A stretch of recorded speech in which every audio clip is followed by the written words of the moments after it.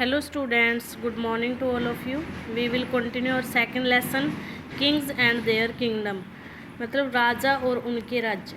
ये इसमें हमने उत्तर भारत के बारे में पढ़ लिया था। राजस्थान में चौहानों के बारे में भी हम पढ़ चुके थे। अब हम रीड करेंगे गुजरात में सोलंकी। सोलंकी को गुजरात के चालुक्य के नाम से भी जाना जाता है। सिद्धराज इस वंश का सबसे शक्तिशाली राजा था, यानी कि सोलंकी वंश का सबसे शक्तिशाली राजा कौन था? सिद्धराज। और सोलंकी शासकों ने माउंट आबू के दिलवारा मंदिर व मोधरा के सूर्य मंदिर का निर्माण इन्होंने करवाया था। नेक्स्ट है मालवा के परमार। राजा भोज परमार का सबसे शक्तिशाली राजा था और धार उनकी राजधानी थी। परमारों ने उदयपुर में नीलकंठेश्वर मंदिर का निर्माण करवाया था। नेक्स्ट है कन्नौज में गढ़वाली। गढ़वालियों ने कन्नौज व उसके आसपास के राज्यों पर शासन किया और गढ़वालियों का राजा कौन था? जयचंद। जयचंद ने मोहम्मद गोरी को हराया था। नेक्स्ट है बुंदेलखंड में चंदेला। चंदेलों ने यमुना व नर्मदा नदियों के बीच की भूमि पर शासन किया था। खुजहरों उनकी राजधानी थी। कीर्तिवर्मन इनका चंदेलों का सबसे शक्तिशाली राजा था और उन्होंने खुजहरों में अनेक मंदिरों का निर्माण करवाया था। नेक्स्ट है हमारा गजनी, यानी कि तुर्की का आगमन। सन 1000 से बहुत से विदेशी उत्तर पश्चिमी के पर्वतों को पार करके भारत आए और महमूद गजनवी अब जो है अफ़गानिस्तान में है वो, यानी कि वो अफ़गानिस्तान का शासक इस श्रृंखला का प्रथम आक्रमणकारी था।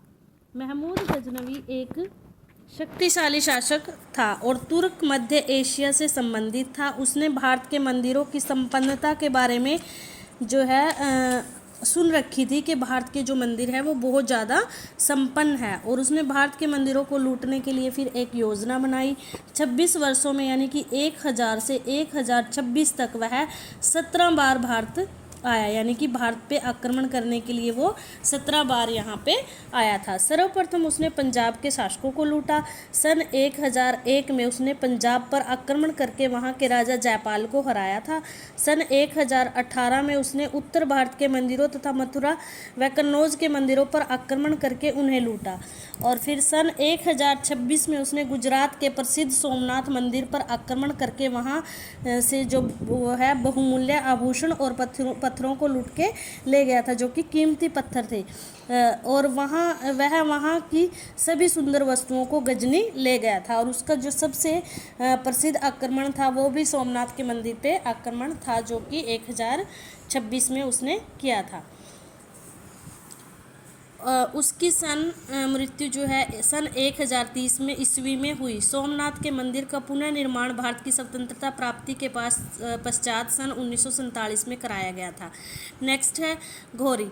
ऐसा माना जाता है कि भारत में इस्लाम धर्म की स्थापना मोहम्मद गोरी ने की थी और उनका वास्तविक नाम था मुइजुद्दीन मोहम्मद था, उनका जो असली नाम था। और वह अफ़गानिस्तान में घोर नामक एक छोटे से राज्य का शासक था और वह घोर साम्राज्य के एक शक्तिशाली शासक था। महमूद गजनवी के बाद वह भारत में अपना राज्य स्थापित करना चाहता था और महमूद गजनवी ने घोर के शासक को हरा दिया था, लेकिन बाद में महमूद की मृत्यु के पश्चात गजनी कमज़ोर पड़ गई।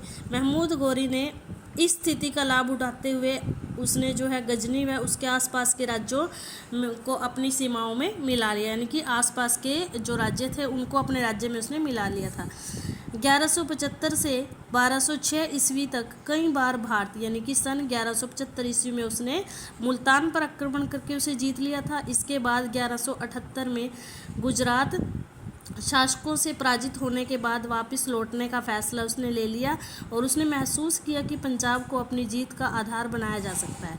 इस प्रकार उसने सन 1190 ईस्वी में पंजाब पर आक्रमण करके उसको जीत लिया और उसके बाद में जो है पृथ्वीराज चौहान की चुनौती देने के बाद दोनों का जो है आमना सामना कहाँ हुआ? तराइन के मैदान में, और तराइन का युद्ध हुआ।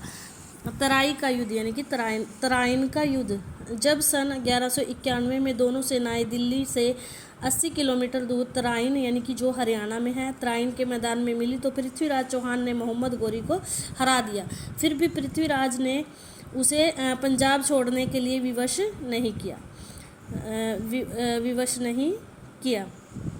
मोहम्मद गौरी ने अपनी सेना को पुनः संगठित किया और सन 1192 ईस्वी में एक बार फिर से उसने पृथ्वीराज से उसी युद्ध क्षेत्र में वह मिला और इस बार उसकी सेना पहले से अधिक शक्तिशाली थी। पृथ्वीराज ने अपने आसपास के राजाओं से सहायता मांगी। कुछ राजपूत राजा सामने भी आए, किंतु राजपूतों के सबसे शक्तिशाली राजा जयचंद ने पृथ्वीराज की सहायता नहीं की।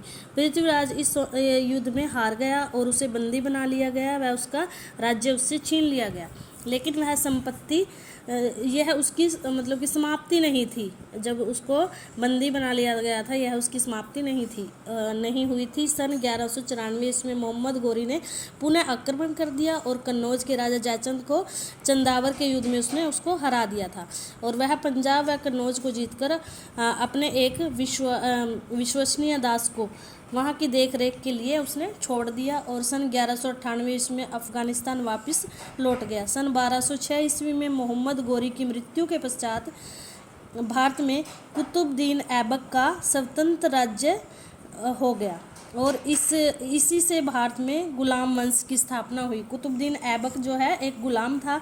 फिर जैसे ही मोहम्मद गौरी की मृत्यु हो गई तो उसका जो है स्वतंत्र राज्य स्थापित हो गया, यानी कि शासन पे उसका अधिकार हो गया और भारत में गुलाम वंश की यहाँ पे स्थापना हो गई। नेक्स्ट है हमारा तुर्कों की सफलता के कारण, यानी कि क्या ऐसे कारण रहे कि तुर्क जो है सफल हुए हैं भारत में अपना राज्य स्थापित करने में। हालांकि राजपूत राजा बहुत वीर थे, यानी कि वो बहुत ज़्यादा ताकतवर थे, लेकिन फिर भी वे तुर्कों से हार गए।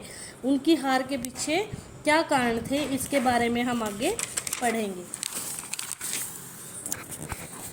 राजपूत राजाओं में एकता नहीं थी, एकता की कमी थी उनमें और वे एक दूसरे से जो है लड़ते रहते थे और तुर्कों ने उनकी इसी कमजोरी का फ़ायदा उठाया।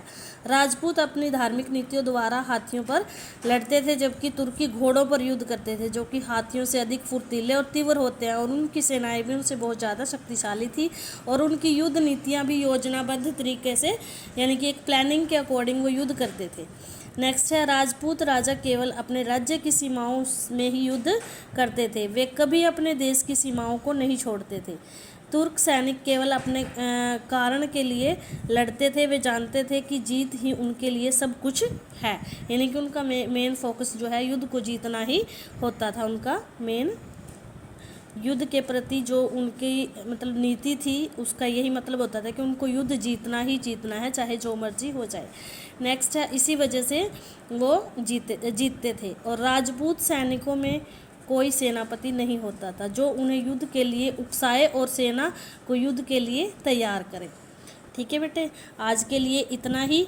आपने ये आगे मतलब कि यहाँ तक आपने कंटिन्यू आपने रीड करके देखना है और जो वेरी शॉर्ट आपको क्वेश्चन कराए हैं वो आपने लर्न करने हैं और फेयर कॉपी में neat and clean hand writing में राइट करने हैं। बाकी का लेसन हम नेक्स्ट जब हमारा लेक्चर लगेगा उसमें कंटिन्यू करेंगे। Thank you, have a nice day.